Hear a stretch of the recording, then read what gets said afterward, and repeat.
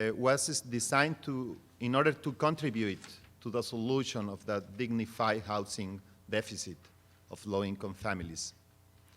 Not only in Mexico, but we started that. By improving life conditions through housing, Patrimonio Hoy foments a healthier development and family integration. We are offering microcredit for these families, where we finance more than 80% of the cost of materials through the formation of groups of 3 people in solidarity. We are offering and delivering materials, building materials, through our retailers with fixed prices during the project cycle. That is around 70 weeks, which is the average term that they need in order to build the typical room, 9 square meters. And we storage the materials if they don't need it immediately, because there is a large amount of, I forgot the word, but if you don't need it, it is a kind of garbage. We offer also technical support for this housing project created according to the needs of each family, because what they know, which is good or well for these kind of families, is by the father to the son, you know, that the traditions, but they have a lot of problem with that methods. So we are advising them with new practices, you know, with the right amount of materials, with the most efficient materials for the very specific weather, for example, or for taking care about the local material and the economic development in the area, etc. This program also is fast and safe for them, because reduced time and cost increment the quality and the functionality of housing. And the best thing is that it is accessible for them, because with a system with weekly payments of around $30.50 with service centers in their communities. And we are employing people from those communities in order to have a better communication with these families. The program takes place in the communities where most of the families' income range from $10 to $15 per day. The community's involvement is key to the success of the program, because if we are not sensible with these families, customs, etc., we are not attending really their necessities. That's why we employ the people from their communities, and the first stage is promoting through housewife, like Avon, etc. They commercialize their products. We hire this housewife, and we develop them with a training stage at the beginning, etc. And we reward these people also for that kind of promotion. Then we receive the people who are interested in the program in a sales session in our offices. We open offices or attention center in their localities, in their communities, in order to present the offer, the guarantees, the responsibilities, the rights, etc. Then, if the group decide, they can register in groups of 3, as I said before.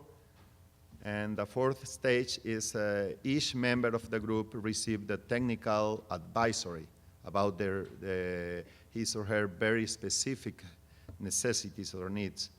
And with a calendar, through our retailers, we do the materials delivery.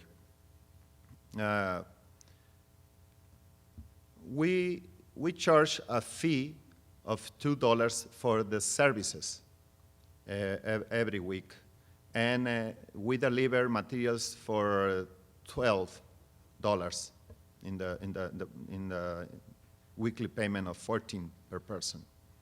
We develop personalized building projects, and CEMEX distributors or retailers delivers the materials directly.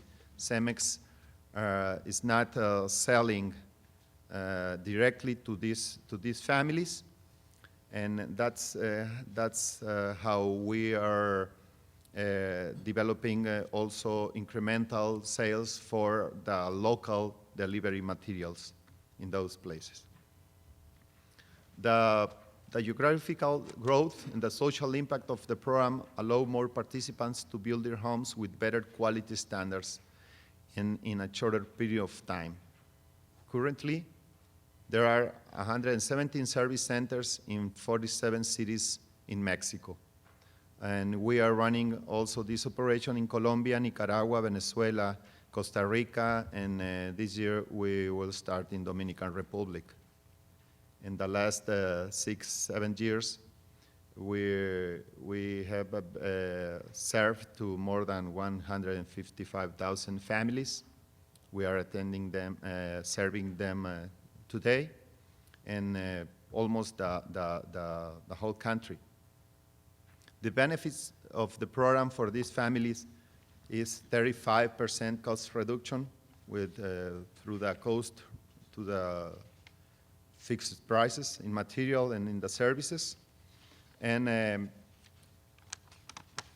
improvement of quality of life through housing, which is one of the most important things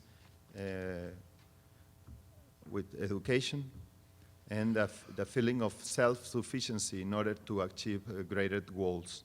This is more than housing. The most important thing is that they feel like an owner of their future because they can do things. What poor people need is that some accessible solution designed to them. That's why we've realized that before we were only serving the large cement consumers, like the government, the large building companies, you know, the manufacturers that were using the cement as a raw material, the retailers. But the most important thing is that these end users, these families who have faced, we had to put attention to them because they are our main customers. We didn't know that before this program. We thought that our customers in the end user segment was about 10%, so we were in a big mistake. And that was 8-9 years ago. So when we realized that we had to design a very specific solution, we had to start with learning about the segment, you know, learning about their necessities, their needs, their culture, how they live, how do they interact with the family, the community, with the large companies, with the political leaders, with the religious leaders, etc., and how do they save, and if they have access to financing, or if they are customers or potential customers for a bank. That's why we decide to develop and to design an integral package of solutions to them. And believe me, this has been one of our most important developments in our company discovering after 100 years a segment very profitable, not only in the economic side, which is very good. In fact, they are the best payers, but only in the the face of our company in front of that community, not only the social, but also the economic community or the financial community for our company. We are also growing in the world, so we need also this kind of initiative, not only for the economic development of our company. So far, we have been granted in microcredits more than $50,000 million. And these people are paying more than 99.3% on time. And on time is Monday is the time. Or the next day, you are on problems. And this is a very good, it's a committed people with because they don't have economic capital. They have social capital. They have a face to guard, a face to protect, because they depend on their face. We've been working to build with them, because we don't build, but we provide the solutions on more than 85,000 10 square meter new rooms with the program. And we are working on how to expand this program to the rest of the countries where we have operations. We are now in 6 of more than 50 that we at CEMEX have operations. So maybe this year we will go to Philippines and to Egypt, in order to maybe to India, in order to implement these kind of programs. And we are very proud of being the kind of company we are, but more on being the social responsibility company, corporate, also for not only the economic, but also the social side. Thank you very much.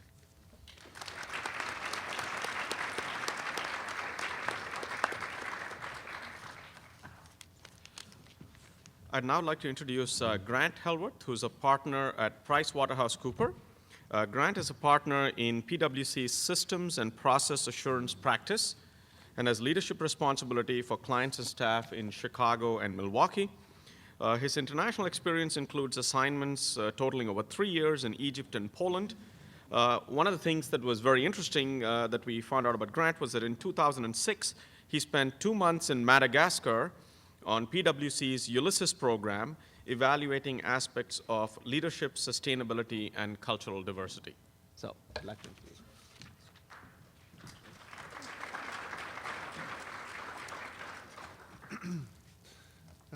Good morning, and thank you for the opportunity to speak with you today about a program that PricewaterhouseCoopers has developed called Ulysses.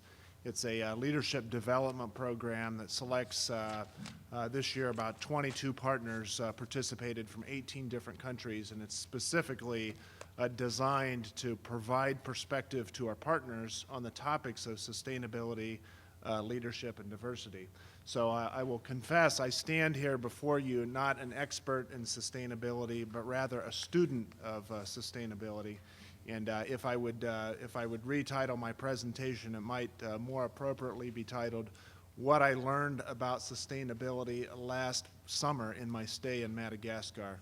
So what I wanted to do, and what I will do today, is just share you some perspectives about who PricewaterhouseCoopers is, and what our thinking is around sustainability, and share with you my perspectives on what I learned about sustainability that's applicable to our global professional services firm, PricewaterhouseCoopers, but also thoughts about sustainability in a developing country, Madagascar, which I had not visited before and found to be a very fascinating place to get some experience and exposure. So I'll take you through with first a response to who is PricewaterhouseCoopers. We are not a products company. We don't distribute widgets or manufacture widgets. Rather, we're a professional services firm that provides industry-focused assurance, tax, and advisory services to people around the world. We work in a multi-stakeholder environment. We're a professional partnership, or rather a series of professional partnerships around the world. We have about 10,000 partners who are the owners of the firm. But we provide services to clients who are very, very important stakeholders to us, as believe it or not, they pay our fees. But also, we serve in a public trust in that as we audit the financial statements of our clients, the regulators of the financial markets and the capital markets around the world depend upon the assurance that we provide to provide clear information and reliable information to shareholders who then make their buy and sell decisions partly based on the historical financial statements that have been audited by our firm. PricewaterhouseCoopers serves many global organizations. And the challenge for our organization is, as a series of national partnerships, largely historically our firms have grown up as partnerships due to the law in a particular country or regulations in particular countries. So we have a series of partnerships that need to serve a global business concern, like a Bank of America, like a IBM, like a Caterpillar. And therefore, it's very important for us to be an effective provider of professional services, to be well integrated across our virtual supply chain around the world. And we do that by investing in programs like Ulysses to select people in our practices, to get them to work together, to get to know each other, to be able to develop a more durable, sustainable network to be able to provide services to global companies. We employ about 140,000 people around the globe and have practices in 149 countries across the network. This sketch gives you sort of an overview of the global business challenges that PricewaterhouseCoopers has identified as being core to our need to develop leadership and invest in a program like Ulysses. The first is a leadership challenge.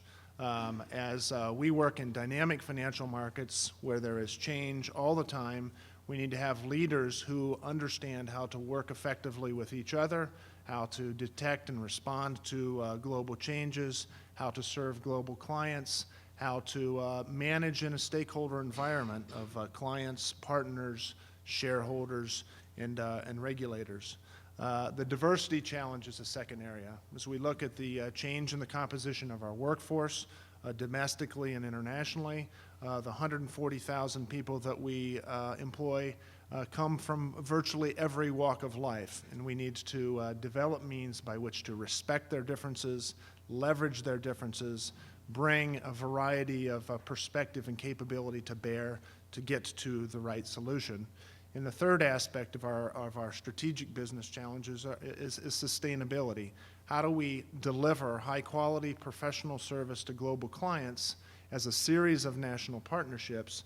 We need to develop a uniform brand, develop and deliver high-quality and consistent service all the time, and we need to be able to do that with a high degree of sophistication. If our client IBM has a problem in Singapore, we need to very quickly be able to get in contact with our Singapore engagement team, tap into the right technical expertise, make sure that we're communicating clearly to address an issue, and begin to evaluate that and report that back to the head office in New York or the Asia Pacific region headquarters, wherever it may be. That requirement of serving global companies requires us to invest in a network that has a high degree of connectivity and effectiveness. So those three leadership challenges drove our firm 5 years to put together a program which we call Ulysses, which is about a journey. The first phase of that journey is identifying individuals in our organization who are partners, and a partner in our organization typically has around 12 to 15, at least 12 to 15 years of business experience or experience with PricewaterhouseCoopers. And we identified people who have a potential for having impact in national or international positions with the firm, and view this Ulysses experience as an investment in those people. So those folks were nominated or selected or self-nominated to participate in the program. And this year, our participants in the 2006 class, the fifth class that we have through the program, came from 18 different countries. And as a preparation phase for the program, we have people do a 360-degree leadership evaluation, evaluating your own leadership skills, as well as having supervisors, peers, and subordinates provide perspective on your leadership style as an approach to help us gain more awareness about leadership and how we impact people and work with people to drive an agenda. The second aspect of the experience is a foundation program, where this year all the 22 participants gathered in a location outside of Montreal to spend a week to get tutored by some experts that PricewaterhouseCoopers works with around the topics of leadership, sustainability, and diversity, to begin to frame our perspective about what we ought to be thinking about in the 8 weeks that we went then in the next phase of the program to go do projects. This year, our 22 participants were broken up into teams and went to 8 different countries. Our team went to Madagascar and worked on a clean water initiative. We sent a team to South Africa to work on an AIDS initiative, Cameroon on mental health, Ghana on an AIDS initiative. We sent a team to India to work with Avaran Eye Clinic on improving vision. We sent a team to Peru to work on solid waste management, a team to Paraguay to work with junior achievement, and a team to China to work with Save Our Children, who are developing an educational financing mechanism to support an educational program there. I think that totaled 8 teams, but gives you some perspective on how we deployed our people. And in that project environment then, our teams spend about 8 weeks in country working with an aid organization or a social entrepreneur who are focused on issues that are relevant to that country. And our goal is to learn from each other on the team, to be able to contribute to this organization to help them face strategic challenges that they may be facing, and also to learn about my fellow partners that I worked with, to understand how their firm works, to understand how they work, to understand how we can work better together to create a sustainable network, which is our professional services firm. The next phase of the program is the review program, when we all got back together this year in The Hague in the Netherlands to review our experiences, to reacquaint with each other and strengthen the network, which now consists of 100 partners who have been through this program, and serves as a strong basis for us to stay in connection with each other, folks who've had some very moving experience thinking about leadership, sustainability, and diversity in an environment that's very different than the day-to-day experience that I have going to the office in Chicago. I'm going to take you now through just a series of slides that give you a little perspective on Madagascar. My flight experience was going from North America, going from Chicago to Montreal. To get to Madagascar, you fly through France, as Madagascar was a former colony of France, and therefore there's a lot of French language, French food, French administrative environment that impact Madagascar. And then had the return trip before going to the Netherlands to wrap up the program. This is a probably hard to read slide of Madagascar, but just to give you a little perspective, Madagascar is a country about the size of California, about 1,100 kilometers from top to bottom, slightly south of the equator, 17 million people in the population. The capital city is right in the center of the island and has about 2 million people. The average income in Madagascar is somewhere less than $250 per year.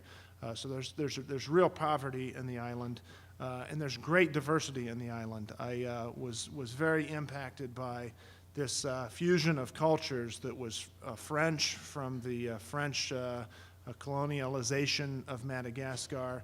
I expected to see a much more African influence, but rather the folks who populated this island thousands of years ago have more roots in Indonesia and India and Malaysia. And it was very interesting to see the fusion of African people and Asian people and the French influence in Madagascar. Geographically, Madagascar is wet on the east coast with rainforests and the like, and on the west side of the island is very arid. But throughout the island, there are real issues with access to clean water, and that's the specific project that we were targeted on.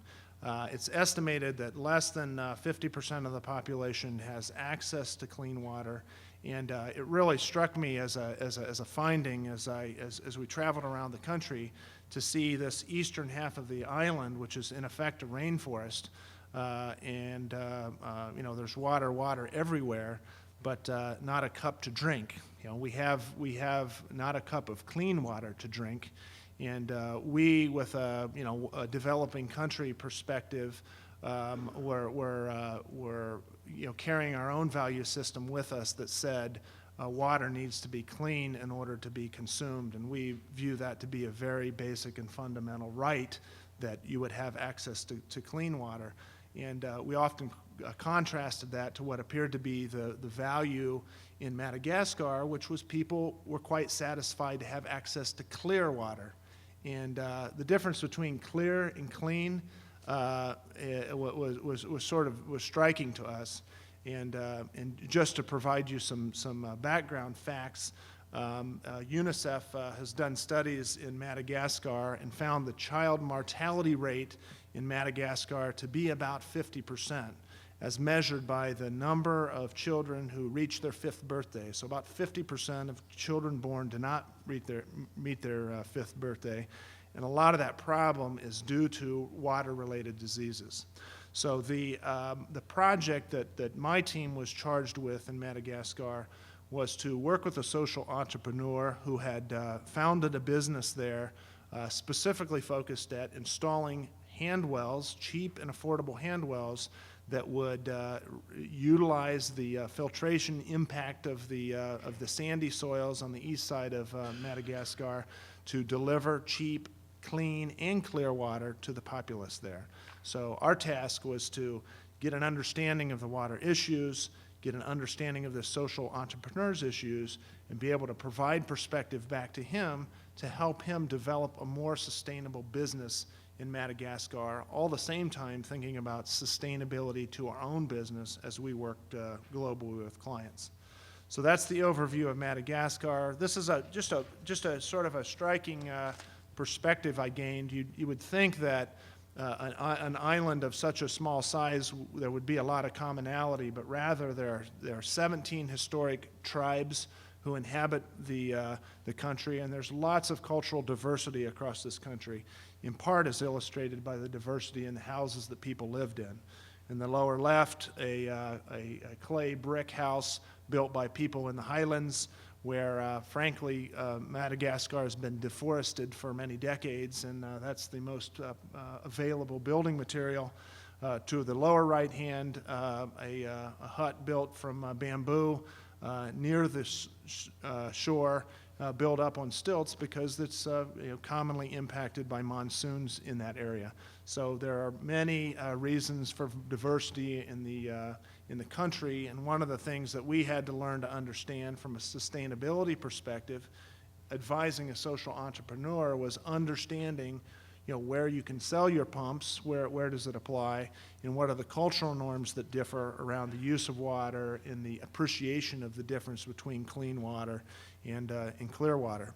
And I think that has implications for all of us as we think about marketing, and developing supply chains, you need to understand that one size does not fit all, but that rather there's diversity in practice across our markets. This slide just illustrates a number of shots of water conditions in Madagascar.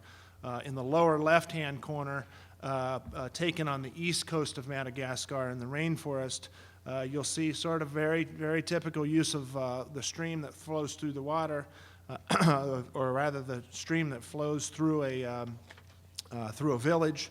People use the water as their source for drinking water, for washing their clothes, for washing their dishes, and as their open sewer as a means to dispose of waste. And so water is omnipresent, but water is not always clear or clean, and that was part of the perspective we gained even in the wet part of the country. The other three slides demonstrate people accessing water either through an open well. In the two catty-cornered pictures, in this case, we found people pulling water out a bucket at a time, putting it in a barrel on an ox cart, and having it travel up to 15 kilometers to be delivered as fresh water to a household, and it was priced at roughly sort of 7 or 8 cents a bucket, as I recall. But the quality of the water, as based on some testing reports that we observed there, was absolutely scary. And one of the people who was more expert in it indicated that if we foreigners unaccustomed to that water would drink it, it would give you major shock, to the extent that it could kill you. But the folks who live in these locations have built up immunity to having varying water quality, and therefore have some tolerance to it. But there are also a number of statistics that we read that illustrated the number of lost work days, the number of lost school days, really has a significant impact, and much of that source was due to access to clean water. The upper right-hand photo in the slide really was probably the all-time low perspective on quality of water in Madagascar. This was a city of about 100,000 clustered around the river at this point. The river was at its sort of seasonal low, and as you can see, people are out there washing their clothes, getting their household water, bathing their pig, gathering water again on ox cart to deliver to other homes, and it was a pretty depressing sight to see people subjected to gathering their drinking water from a site like that. Just another perspective that I would offer: there's a lot of people who want to address the challenges in Madagascar with development projects, and this is a photo we captured that illustrates a perspective, a personal perspective that I gained was you can't always address these issues with handouts, because handouts tends to engender a behavior of people asking with their hands out. And it was interesting to see as we traveled around the country to hand out, once in a while, hand out a pencil or whatever. These were some kids who were playing a pickup soccer game and started giving kids pencils, and absolute pandemonium broke out. And I think it has implications for us as we consider corporate social responsibility, that we ought not to be creating charitable programs